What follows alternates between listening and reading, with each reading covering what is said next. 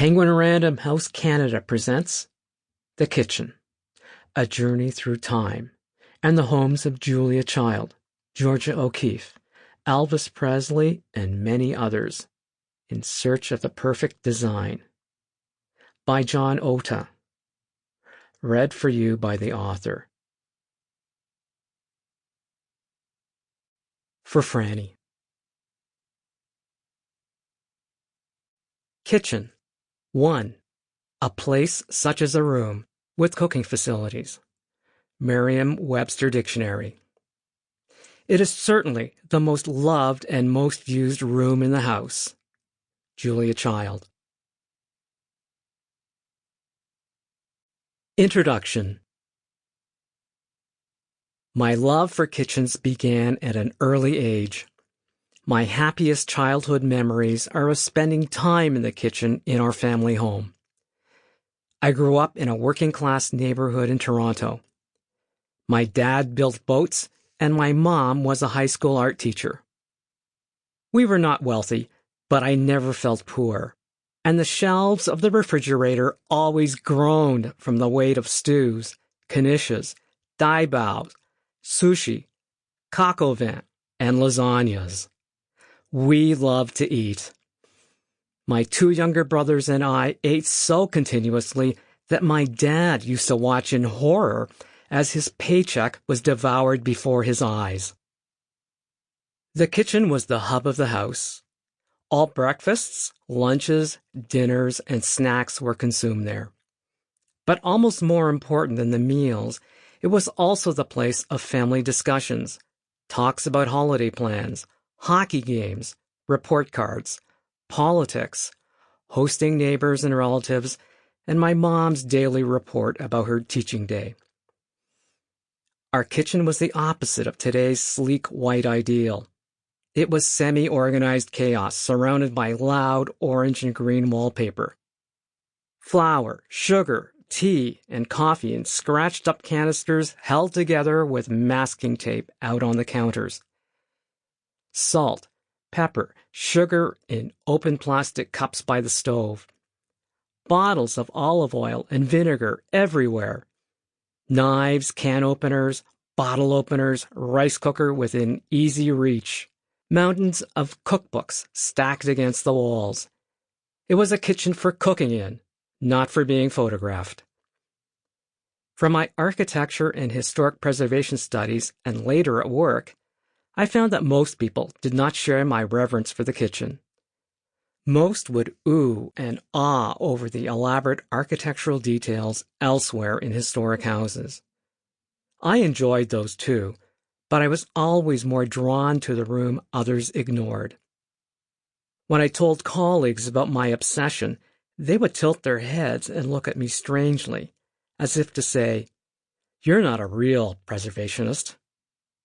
To most of them, historical preservation was about the entrance halls, palm rooms, and parlors. I've worked in the field of architecture for over 40 years as a writer, designer, historic preservationist, and curator. So people often want to talk to me about their house renovations. The first question I ask them is, "What is your perfect kitchen?" It's the icebreaker. The kitchen is the subject of everyone's strongest, truest opinions. Without exception, when asked about the kitchen, people express their wants, visions, and wish lists to me. I'd love a long sweeping island. I need more counter space. A big stainless steel refrigerator would be wonderful. Their real passion is not for the living room, or the bathroom, or the dining room. Renovations begin in and flow from the kitchen, because it is the center of everything that happens in the house. Each of us has a vision of the perfect kitchen. I have designed, written about, and fallen in love with small and large kitchens, old and new kitchens, with big budgets and small, for clients and for friends. And I have met people with unique ideas for the perfect kitchen. In one project, All the building materials, appliances, and floor plans were considered with the family dog in mind. I understood. I was a dog in my previous life. On another high-end project, the client specified mirrored tile for the backsplash. When I commented that the mirrored tile might be a problem to keep clean during cooking, she shrugged and replied, "So who cooks?" Well, I do. Cooking and eating are among my greatest pleasures. I make no great claims for myself as a cook. I mostly rustle up straightforward roasts, soups, and salads. But I also love experimenting in unfamiliar, to me, culinary areas. Currently, Japanese delicacies like grilled sea bream with miso. My favorite place to be is the kitchen. To me, the kitchen is not just the most important room in my house, it is the center of my life. In 2005, my wife, Franny, and I built our own house in a contemporary style. At the time, to control costs, we held back on some nice things for the kitchen. But today, our lives have changed. Most evenings, we cook at home. Our entertaining has happily increased.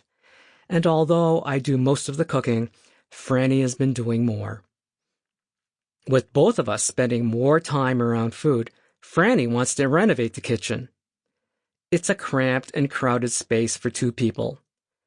And while I've grown accustomed to its inadequacies, Franny views the room with the critical eye of the newly converted. "It's awkwardly laid out," she says. "Its constituent parts are not in the right place."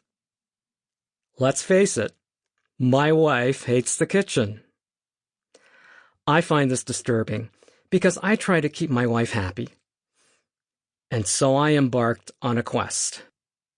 I decided to explore examples of excellent kitchen designs from throughout North American history in order to learn from them so I could improve our own.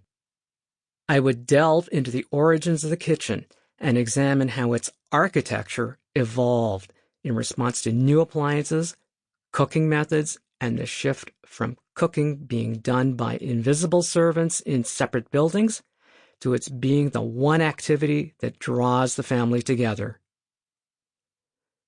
And because I wanted to do more than just put together different elements from great kitchens, I began my quest by distilling a raison d'etre.